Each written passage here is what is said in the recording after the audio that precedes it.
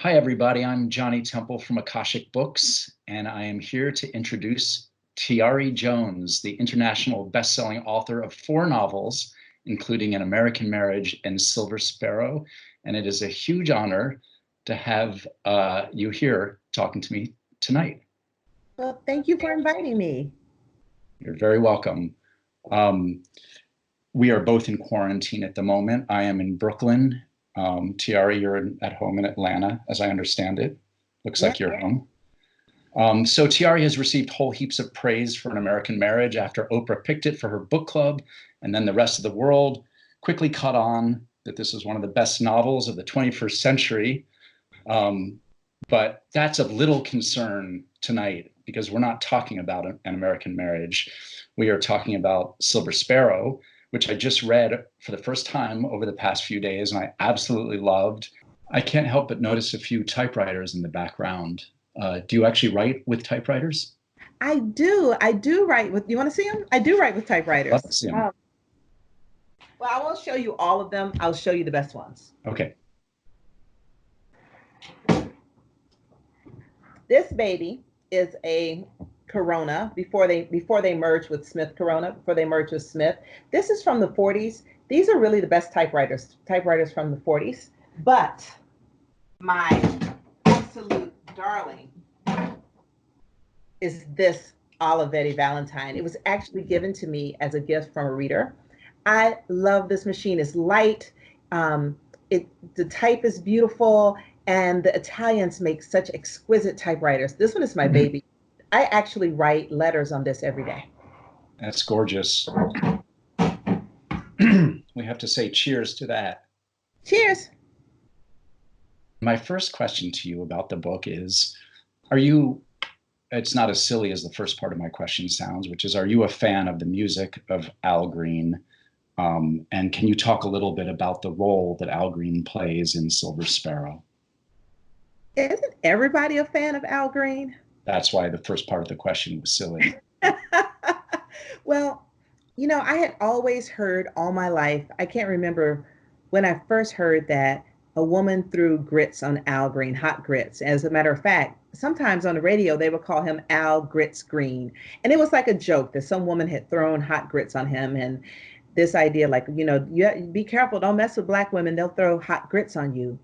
But then I discovered later on that the woman who threw the grits on him, that she killed herself afterwards. Like, I was always told that it was the hot grits that made him find the Lord and stop singing secular music and become only singing religious music. But I did not know that the trauma was so much greater that she killed herself right there. And so that story has haunted me for about 10 years.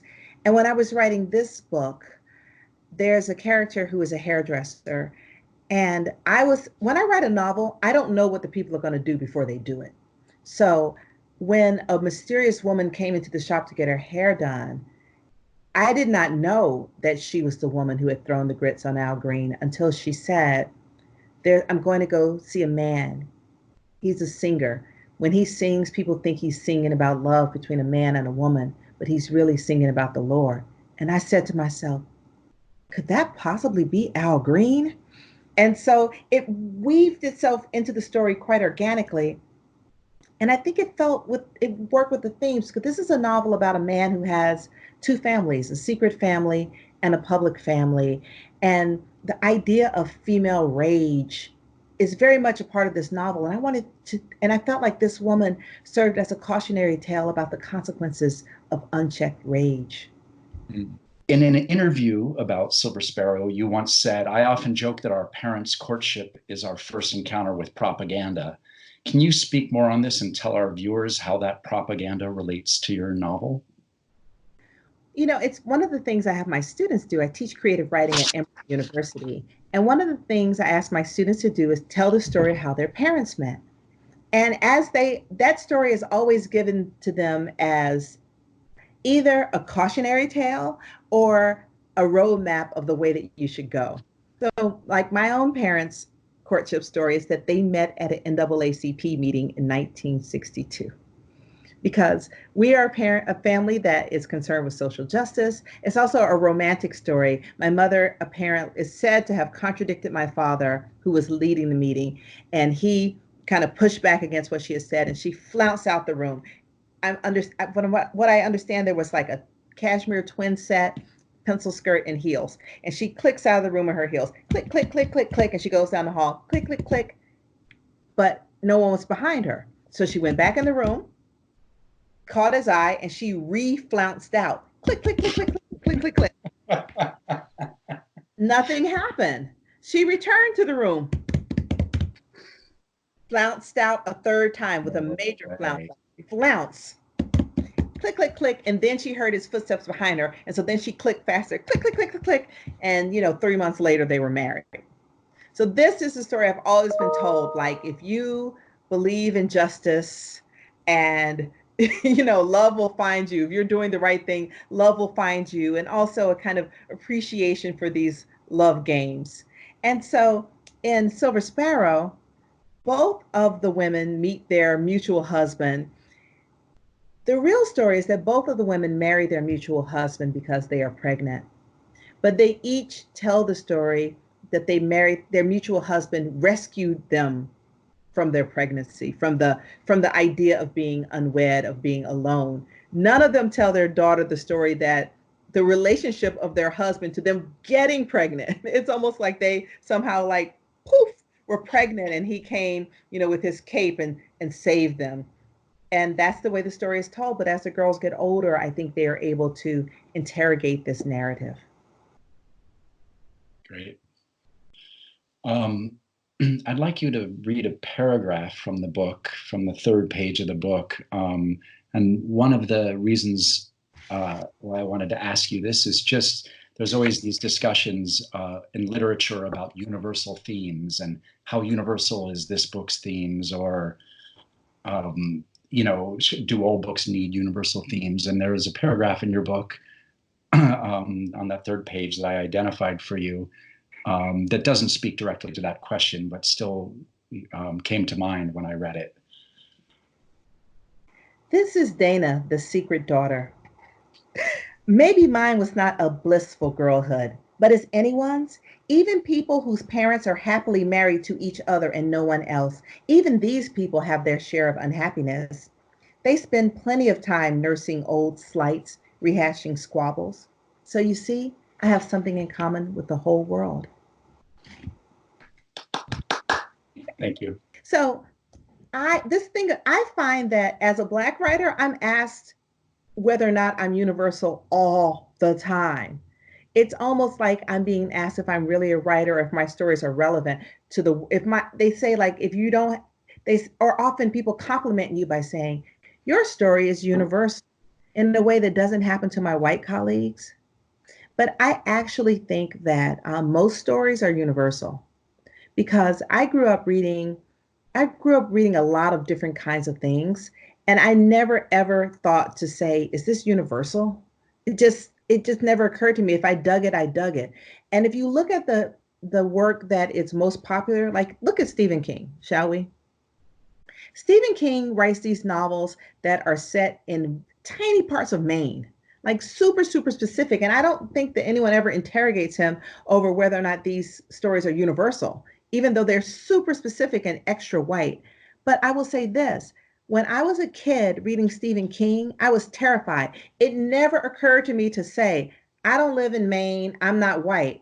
Why would I be afraid that there is a vicious, demonic clown living in the sewer? It was scary. I was scared. I never thought I needed permission to be scared or that he had to somehow name check me or things that I knew in particular to scare me with that.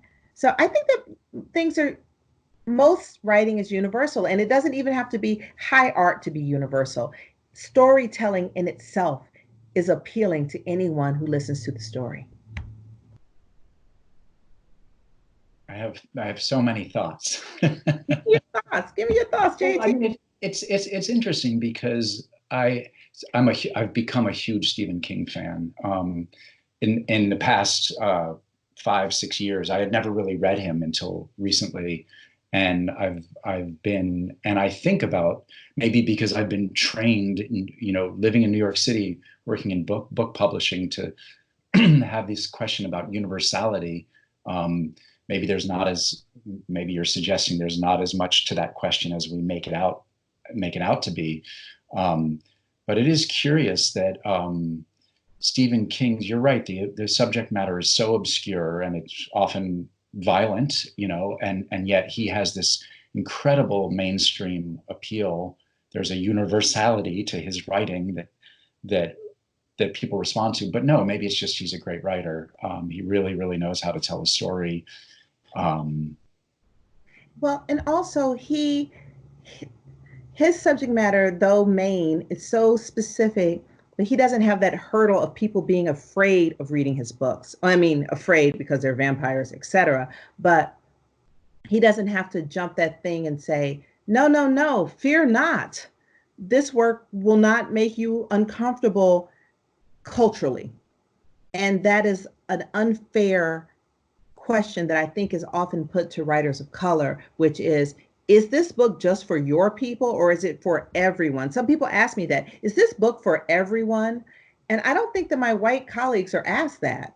And then it puts the writer in a weird position where you're supposed to say, no, no, please, don't fear me or my work.